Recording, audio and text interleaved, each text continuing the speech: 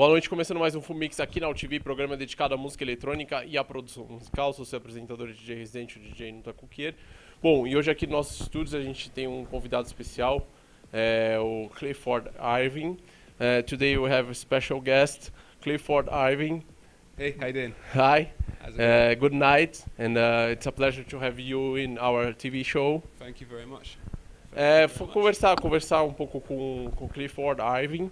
Ele vai fazer um set aqui especial com DJ set, um pouco de live também.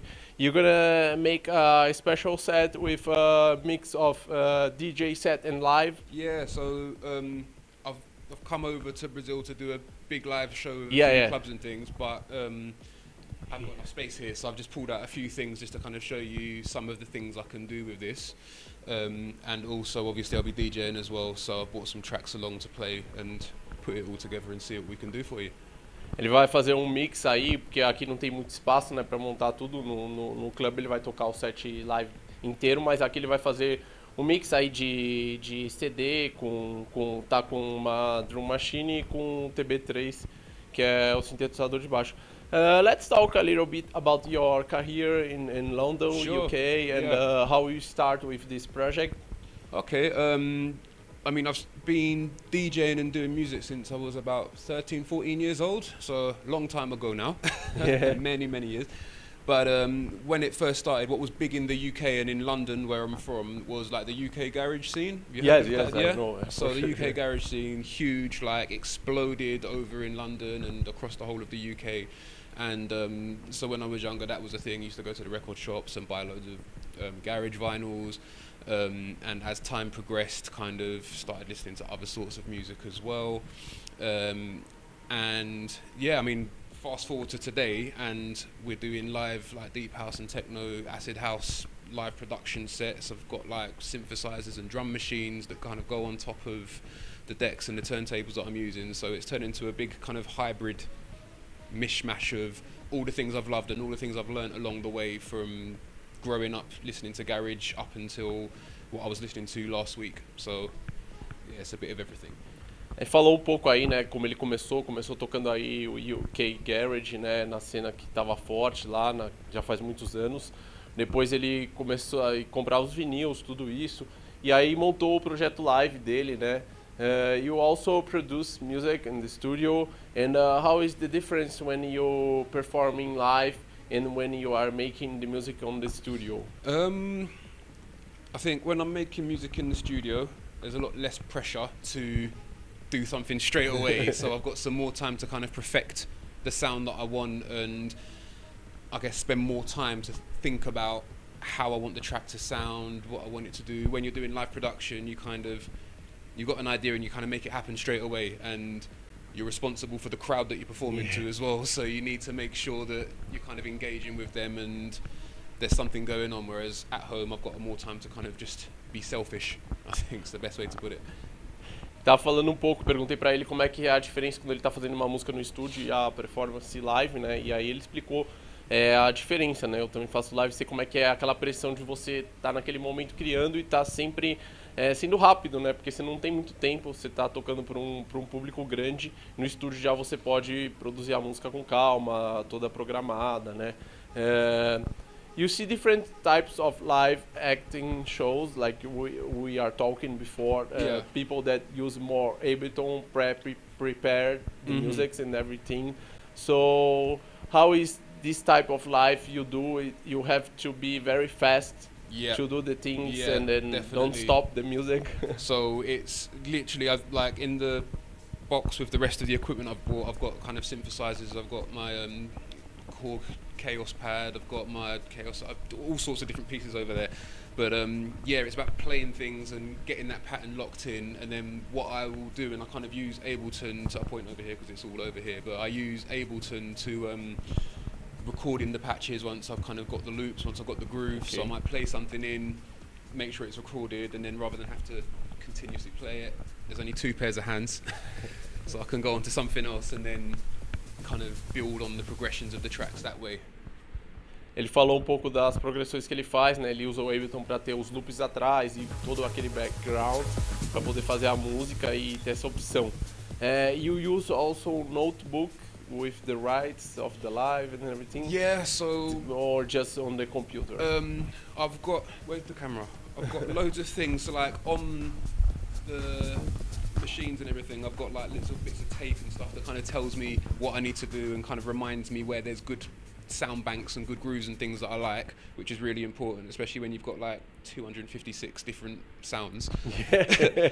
But also you'll see in the bag I've got a whole load of kind of notes and things I need to remember about, kind of especially when it comes to plugging everything in. We were talking before, 35-40 minutes maybe to get everything set up and plugged in, sound check, make sure all the levels are right, so it takes a long time. So yeah, pen and paper is essential, analog.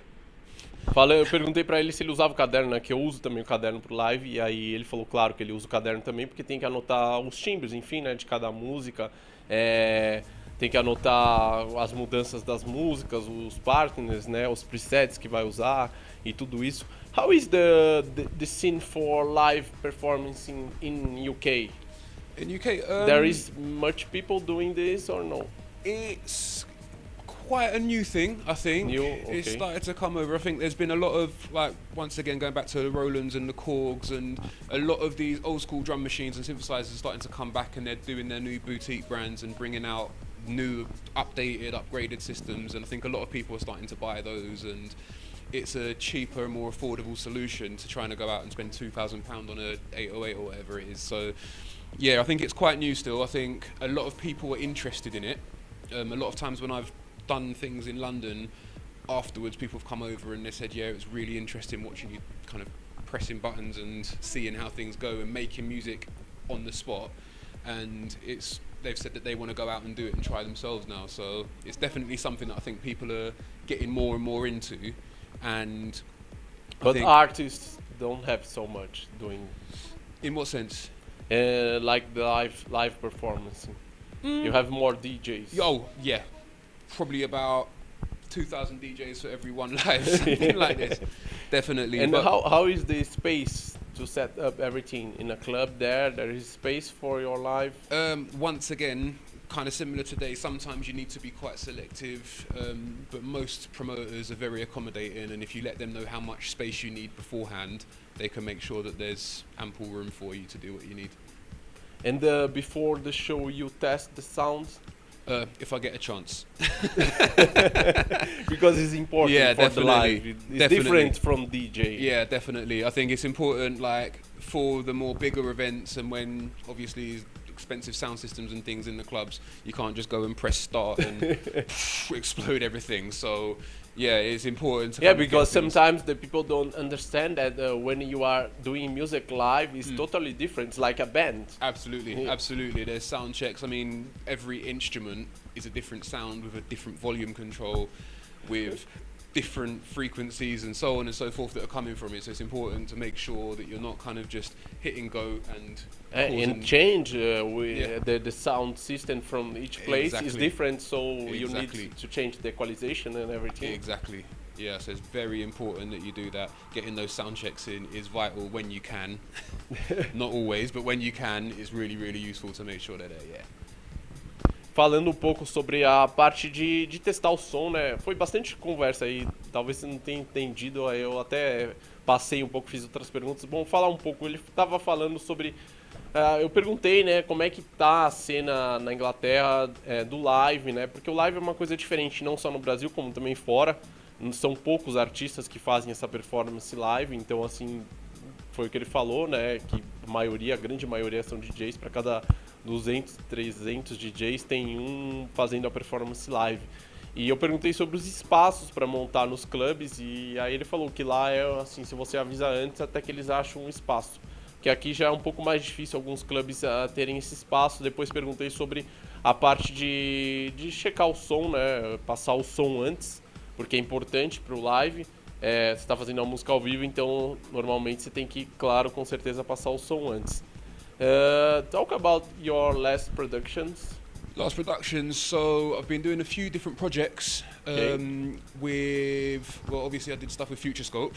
a lot earlier this year, which was it was a really cool project. That was a track that I've been working on for a while, and yeah, I got the opportunity. Someone said, "Oh, I like that," and so yeah, next thing you know, we kind of had a production, and yeah, there it was. Since then, I've been working quite closely with Nicholson. He's a London DJ and producer, but he's based over in Italy, in Como. So we've met up a few times and we've been doing some tracks. I've remixed a few of his tracks. We're working on a few projects together at the moment as well. So hopefully that might be one of the next releases that's coming out. There's a few different things that are coming up, but I think that's the main one that I'm focusing on at the moment. Ok. Então, falando, eu perguntei das produções, ele lançou agora no meu selo, no Future Scope Recordings, a música nova, e ele tá fazendo outras músicas que são remix, né? A música dele ficou bem legal, inclusive, foi da VA Volume 1. E agora ele tá produzindo outras músicas com o Peter. Tomorrow you have the party here in São Paulo. Yeah, so tomorrow is in Selva. Selva, okay. Yeah, I'm going to be playing in Selva, and that's going to be a live production set. So it's going to be my first international live production show that I'm doing, so I'm quite excited to do that. And it's going to have the full setup, not just what you see here. So you have space. Yeah, there's going to be a bit more space and time to do a practice run first, sound check. So yeah, going to get all of that. So yeah, if anyone's around, it'll be really cool to see you down there and see what it's all about with the full show. Eu falei um pouco da festa amanhã que ele vai tocar, vai ser no Selva Club aqui em São Paulo, né? Fica na Rua Augusta. E ele vai fazer a performance live com todos os equipamentos, com tudo aqui que não deu pra montar porque faltou um pouco de espaço, já que tá o CDJ também, né? E o mixer, então não coube tudo. Let's hear your music, so. Yeah, you ready? Play. Yeah, ready. Okay, let's see what we can do. I'm just still in the middle of the sound check over here, but we're getting there. Right, let's see what's happening.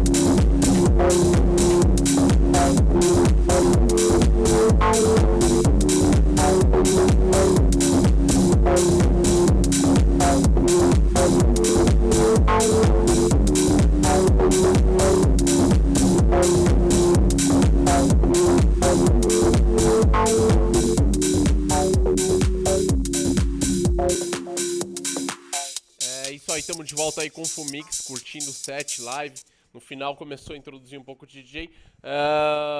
Let's talk a little bit about your set. In the end, you start DJing. Yeah. Where's the mic gone? Hello again. Sure. Talk about your set here. You make live with the TB3 and the Holland. So, what I've done is I've started off with the TR8, which is, I don't know if this is, yeah, you can, perfect. So this is Roland drum machine. It's an emulator of the 808, 909, 707, There's all sorts of drum machines in it, which are absolutely amazing. So yeah, started off with this, and you can kind of build quite a solid groove off of this, which is exactly what I did, I like to think. So that was a good start. Then over here you've got the TB3, which is from the same range. Once again, it's Roland. It's an emulator of the original 303. Just a more digital hybrid version of it. And once again, there's a whole load of patches in. As you can see, I've got a few of my favourites kind of written down the sides here. And kind of use this to build some grooves in terms of kind of the bass lines and the melodic sounds, some of the synth sounds that I didn't really get to use today. And acid sounds. Yeah, those acid sounds are in there as well. So, and that's what the 303 was traditionally. It was like famous for the acid. Yeah, for sure. I mean, that's what it's all about. It's the best. Exactly. So this can do all of that and more, which is why I quite like bringing it around with me. So yeah, those were those two bits that I was using. And they are programmed via Ableton? No. So the TR8 actually is the sound engine that's driving everything that was going on today. Okay. This was even sending clock to Ableton. So I've got a few loops and samples that you heard, kind of play some vocal samples, some voices. Going back to, there was that traditional, was like a UK garage tune in there, so I used a kind of a loop from that as well. And because the clock sends over to Ableton, everything stays in sync for me, which is beautiful. Thank you very much. So I saw also that the connection from the TB3 goes inside of the TR8. Yeah, yes? So that's connected via a MIDI cable. So this MIDI cable is essentially just sending a clock out to this, which is keeping it all in time. So if I hit stop on there, and the out signal goes from the TB3. The output. The audio out of the TB3 currently is just going into the external input of the TR8. So it's quite a compact version of what would normally go on. I've got MX1 mixer, which is part of the Roland Aero range as well. But it's work well. The connection of the audio goes through the going into the TR8. Yeah. Like I said, for this it works fine. You can get a decent sound quality. Yeah, you can get a decent sound quality out of it. There's stereo and mono. I've used it as mono, and then I've got the Ableton. Yeah, there is no problem because it's mono. Exactly. So it works absolutely fine. I also use mono on TB3. I don't understand why Holland make stereo. Some of the other sounds that are in it. Some of the other sounds get a little bit of ping pong and bits and pieces going on. It sounds a little bit nicer. But almost of the people that use the TB3 use mono. True.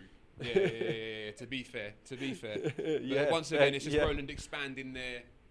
In my opinion, I'm not trying to sell Roland right now, but yeah, I think it's just kind of Roland trying to expand their products and expand their range in bigger and better ways. So yeah, everything was running through the TR8 today, and then the TR8 was leaving here and then going into the back of the mixer, the DJM, which was then linking up quite nicely with the CDJs. So that's kind of how a live set of mine would go normally. I also sometimes I bring like vinyl. I've got vinyls with me. I'm going to be using tomorrow, but yeah, using turntables and kind of scratching some sounds and samples in from them as well. So that can also happen. And then obviously, if you've got a bigger mixer, you've got more channels and more instruments and sounds and effects. And you have also the mix one. Yeah, I've got the MX1 there as well. So do you want to grab a quick little demonstration of how it all works? Makes life a little bit easier. So yeah, so MX1 here. This is the kind of the mother of all things that I'm using in terms of my equipment. Is it showing up? Yep, perfect. All the channels along here, I've got everything kind of going into something. So as you can see along the bottom, it kind of tells where different instruments are for me. So I've got my Microkorg XL in the beginnings, and then the last 4 or 5 are dedicated to the Aero range. Around the back there's kind of USB connectivity, so it makes it a lot easier, less wires to carry around as well. So That's perfect. and it works fine. So traditionally, this is where my clock would be coming from, rather than the TR8. And then Okay. this will just power everything that's going on, audio-wise, MIDI-wise, you name it, all singing, all dancing. That's also we are in the end of the TV show. Okay. So it's a pleasure to have Clifford Irving here It's a pleasure to be here, man. Thank you and very play much. here. And Definitely. if you wanna leave some contacts for the public. Yeah, absolutely. So if you go onto Facebook, you can find me, Clifford Irving DJ. On Instagram's probably the second only other thing that I use, which is also Clifford Irving DJ. You can find me there. And then there's a few videos and things that go on YouTube from time to time, but Facebook and Instagram are the two kind of main social media sites that you can find me on. So Clifford Irving DJ. For Irving GG, you Perfect. go there. So, amanhã, quem quiser ir na festa dele, vai na Rua Augusta, no Clube Selva. And we finish a little more sound. Yeah? Yeah, play a little more. Okay. Let me just go. Semana que vem tem mais Fumix aqui com o melhor da música eletrônica. Até semana que vem. Tchau.